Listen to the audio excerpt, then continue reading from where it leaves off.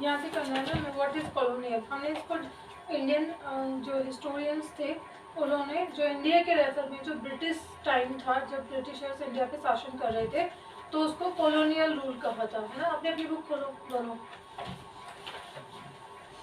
ये तुम्हारी है ना। अच्छा तो सेम है ना, चेंज तो नहीं है कुछ भी, चेंज तो नहीं है कुछ भी।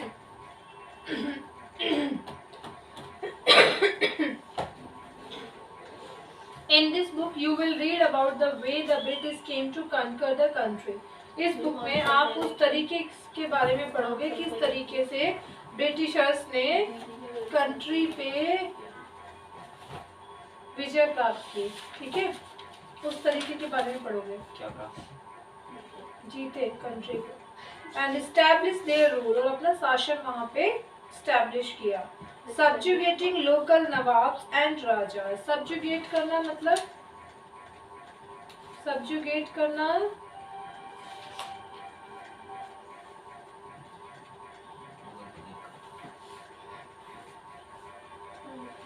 रिप्लेस करना, ठीक है, अधीन करना, या फिर आप कह सकते हो किसी को अपने अधीन कर लेना, अपने अकॉर्डिंग चला लेना, ये भी सब्जुगेशन। हाँ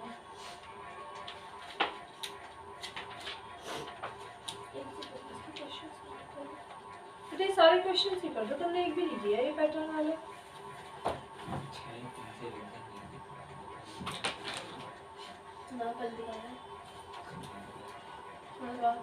You will see how they established control over the economy. आप देखोगे कैसे उन्होंने इकोनॉमी पे कंट्रोल किया एंड सोसाइटी को कंट्रोल किया। Collected revenue to meet all their expenses, अपने सारे खर्चों को पूरा करने के लिए जो रेवेन्यू था वो कलेक्ट करते थे, इंडिया से कलेक्ट करते थे ना, आप ये सब देखोगे।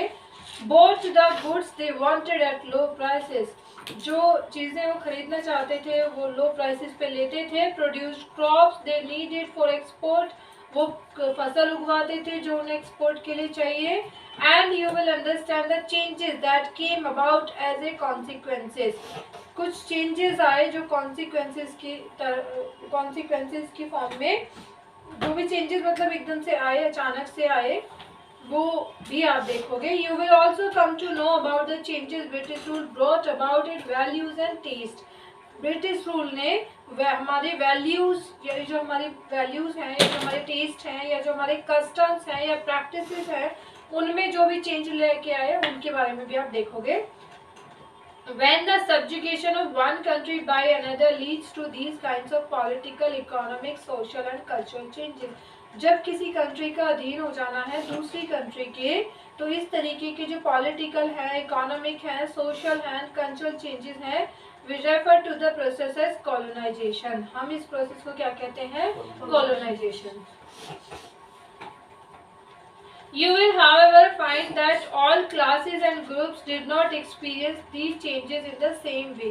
आपको पता चलेगा कि सारे ग्रुप्स ने या सारी क्लासेस ने इन चेंजेस को एक सेम वे से एक्सपीरियंस नहीं किया है। That is why the book is called Our Past in the Plural. इसीलिए इस बुक को हमारा पास्ट कहा जाता है। हमने पास्ट नहीं कहा, आर पास्ट प्लूरल में कहा जाता है, पास्ट नहीं, पास्ट हमारे अतीत बहुत सारे, यानी सबका एक नहीं है past.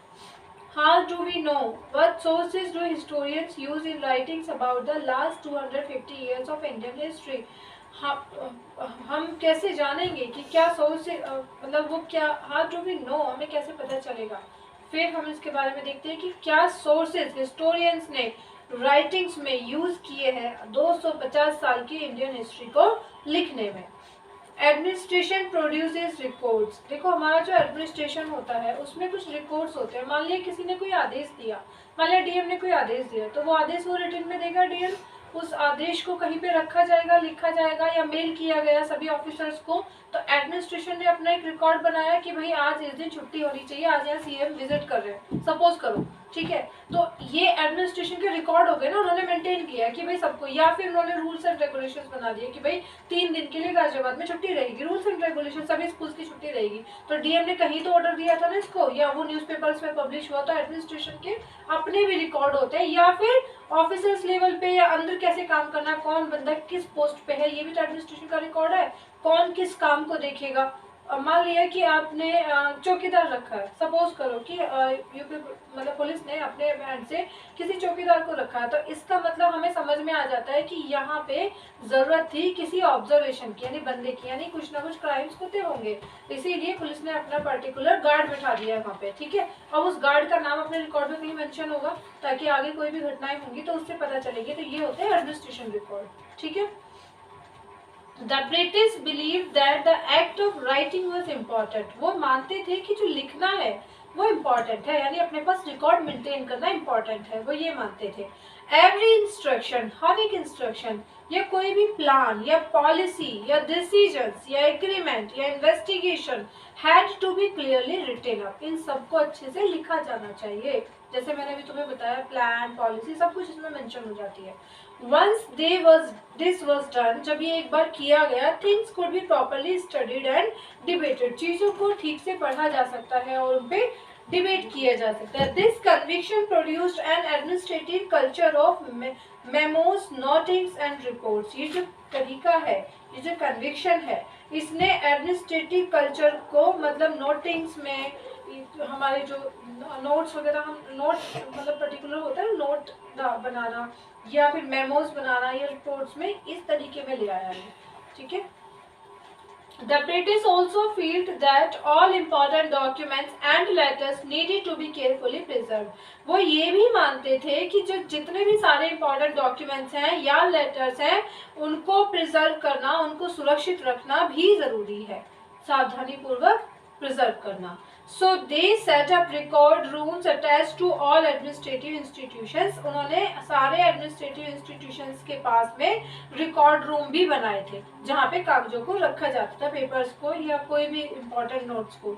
The village tehsildar office, village के तहसीलदार आज भी हैं, पहले भी थे। तहसीलदार ऑफिस, द कलेक्ट्रेट, आज भी तुम सुनते हो ना collectorate office, the commissioner office, the provincial secretariats and law courts all had their record rooms। उन सब के अपने record rooms होते थे। ठीक है, specialized institutions like archives and museums। archives का क्या होता है बेटा? जहाँ पे हमारे ऑफिशियल रिकॉर्ड्स को रखा जाता है। ठीक है, उन्हें कहते हैं हम आर्काइव्स। तो आर्काइव्स यानी स्पेशल इंस्टीट्यूशंस, जैसे आर्काइव भी है, म्यूजियम भी, जहाँ पे हमारे पुराने चीज़ों को रखा जाता है, सुरक्षित रखा जाता है, उन्हें म्यूजियम्स कहते हैं। वर ऑल्सो एस्टैब्लिश्ड, ये भी बनाए गए थे टू प्रिजर्व इम्पॉर्टेंट रिकॉर्ड्स को प्रिजर्व करने के लिए, बचाने के लिए, सुरक्षित रखने के लिए। Letters and memos that move from one branch to of the administration to another in the early years of the 19th century can still be read in the archives. जो लेटर्स और जो मेमोज हैं जो move होते थे, यानी एक branch से दूसरे ब्रांच में एडमिनिस्ट्रेशन के शुरुआती टाइम में 19th सेंचुरी के, वो आर्काइव्स में अभी भी पढ़े जा सकते हैं। ठीक है, you can also study the notes and reports that district officials prepared. तुम नोट्स और रिपोर्ट्स को भी स्टडी कर सकते हो जो डिस्ट्रिक्ट ऑफिशियल्स प्रिपेयर करते थे, अपने जो रिकॉर्ड्स प्रिपेयर करते थे। Or the instructions and directives that were sent by officials at the top to provincial administrators। और उन इंस्ट्रक्शंस को या डायरेक्टिव्स को जो ऑफिशियल्स के द्वारा इंस्ट्रक्शंस दिए जाते थे at the top to provincial administrators को, टॉप के जो ऑफिसर्स थे वो देते थे अपने, ऑब्वियसली अपने आगे वाले को देंगे ना इंस्ट्रक्शंस, कुछ भी रूल्स रेगुलेशंस उन्होंने बनाई होंगी, उनको भी आप देख सकते हो। In the early years of the 19th century these documents were carefully copied out and beautifully written by calligraphists। ये 19th सेंचुरी के शुरुआती ईयर्स में ये जो डॉक्यूमेंट्स थे वो बड़ी सावधानी से कॉपी किए जाते थे और बड़े ही सुंदर लिखे जाते थे कैलीग्राफिस्ट के द्वारा। कैलीग्राफिस्ट मतलब, कैलीग्राफी मतलब राइटिंग ऑफ, बता तो ट्यूशन जाना है महीना हो। कैलीग्राफी मतलब ब्यूटीफुल राइटिंग, कैकोग्राफी मतलब बुरी hand writing.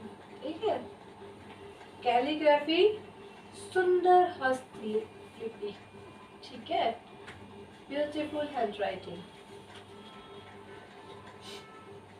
that is by those who specialize in the art of beautiful writing। Calligraphist उन्हें कहते हैं, जो हमारे ब्यूटीफुल राइटिंग्स की आर्ट में स्पेशलाइज्ड है। ठीक है।